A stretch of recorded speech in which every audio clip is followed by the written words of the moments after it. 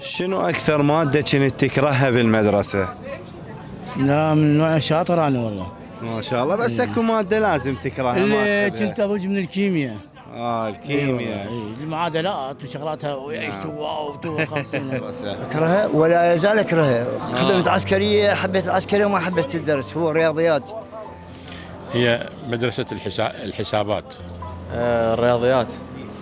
يعني احنا كنا نكره الحساب، احنا نسميه حساب مو رياضيات. الرياضيات. ما كنت تحبه. اي رياضيات. رياضيات. رياضيات. رياضيات. الرياضيات. ما يقولون الرياضيات.